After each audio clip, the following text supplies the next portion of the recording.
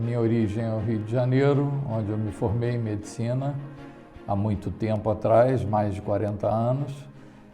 Tive uma trajetória durante muitos anos na cardiologia, né, onde eu cheguei a chefiar um serviço grande de cardiologia no Rio de Janeiro, mas durante esse período de 3 anos como diretor, eu recebi um convite para ser o diretor do hospital, um hospital federal no Rio de Janeiro, o Hospital da Lagoa.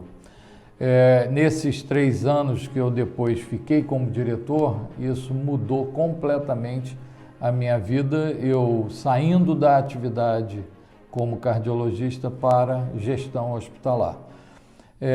Isso nós estamos falando do ano de 2002. Em 2005, eu saí dessa gestão e fui para uma gestão privada, no Rio de Janeiro também, durante uns 3, 4 anos, quando fui para Angola, para uma atividade também em gestão hospitalar, em Angola.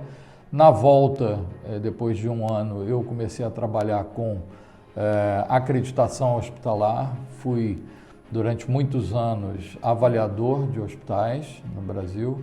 Isso me deu uma oportunidade de conhecer hospitais pelo país todo, e numa dessas visitas eu vim fazer a certificação, a equipe, no hospital em Caxias do Sul, Hospital Pompeia.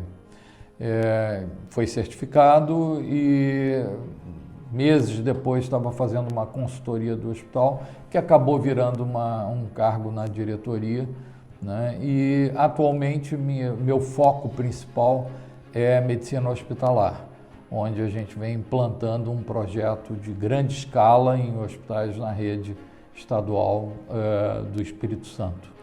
É um projeto para 12 hospitais num período de 3 anos. Hoje, basicamente, é isso. A minha história básica é essa.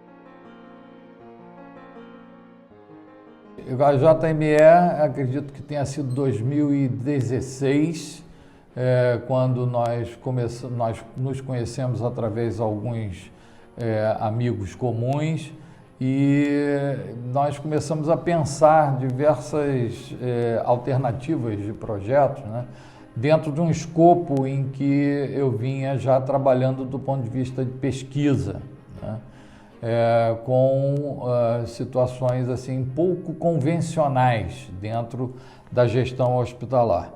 A gestão hospitalar, todos sabem como é extremamente complexa, multivariável, com uma série de, infelizmente, ainda silos dentro dos hospitais. Um dos problemas maiores é o processo de comunicação, a compreensão do que o outro está entendendo do que você está falando, o que você não está falando, não está verbalizando, mas está demonstrando, e isso é motivo hoje dessa aproximação, de tentar criar um modelo em que nós consigamos gerar informações em tempo real, né, facilitando a condução dos processos com características humanas que muitas das vezes que deveriam ser premissas são esquecidas. Vou traçar uma linha com todos os conceitos, porque eles são todos interligados, né? A empatia social, ela é a tradução de um termo muito usado na língua inglesa, que é o soft skill. São competências tênues, né? E no caso da empatia social, isso em qualquer relacionamento humano. E dentro do hospital, cada momento de troca é um relacionamento humano.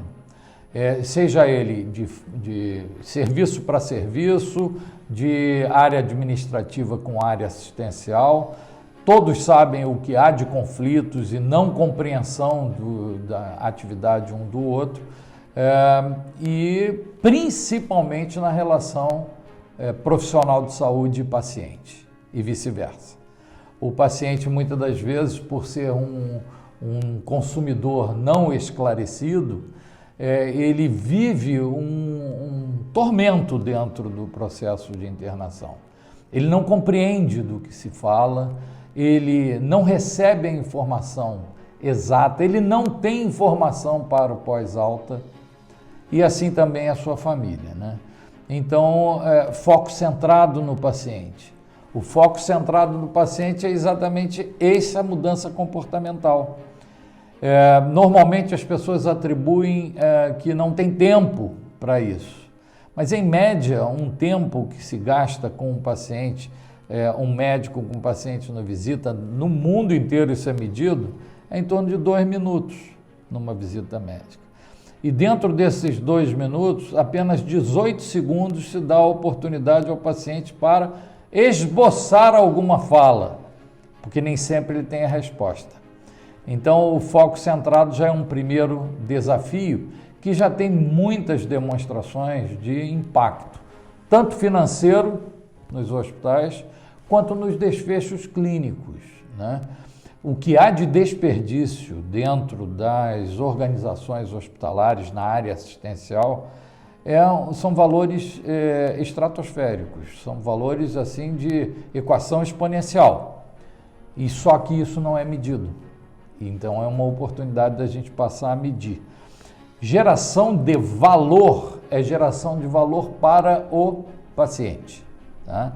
É claro que tem a geração de valor para a instituição, mas quando se fala em valor, nós estamos falando em foco centrado no paciente, nós estamos falando em qualidade, em segurança do paciente, em resiliência e em empatia, tá? Então, esse valor é uma equação simples, é uma equação em que o numerador ele é o desfecho clínico e o denominador é o custo e aí incluído o desperdício. Empatia, ela tem métricas bem assim, robustas do ponto de vista científico. Ela é um termo que, inclusive, quando começou a empatia, não sei se você sabe, então, mas a empatia ela era utilizada para a capacidade de interpretar uma pintura. Isso no início do século XX. Ao longo do tempo ela foi recebendo uma série de definições, né? Chegando ao ponto hoje dessas definições, por exemplo, de empatia clínica dentro das organizações. Tudo isso tem métrica, tem questionário robusto, muitos estudos de análise multivariada, bem complexos. Não é um assunto de opinião nossa, é um fato, tá? E é um fato científico. Então, só que isso não é medido normalmente. Então, o que é nosso desafio, tanto nosso pesquisador e profissional de saúde e que trabalha com medicina hospitalar, e principalmente para a JME, para a área de tecnologia, de informação, é oferecer no tempo mais real possível as variáveis que a gente consegue medir. Por exemplo, poucos sabem que a empatia ela tem aspectos emocionais, afetivos e aspectos cognitivos. A empatia, para quem não sabe, ela tem uma característica bem interessante, que essa parte cognitiva ela é treinável. E essa é interligada à afetiva. Então você tem uma modificação de comportamento humano, tanto individual quanto coletivamente. E isso envolvendo o paciente, que hoje tem uma distância muito grande em termos de conhecimento, de participação, de envolvimento. Então é um processo que é uma mudança paradigmática pesada mesmo, conforme você falou. Só que isso precisa começar, e começar pequeno, né? Demonstrar essas diversas assimetrias que nós estamos falando e que acontecem no dia a dia. Basta ser paciente, tá? Estar no lugar do paciente como consumidor esclarecido, e eu já fui, é uma tragédia. É uma tragédia. E quando você compreende o que se passa em torno de você. E se nós estamos falando de foco centrado no paciente, valor, nós temos que pensar empaticamente neste paciente. Então, esse é o objetivo.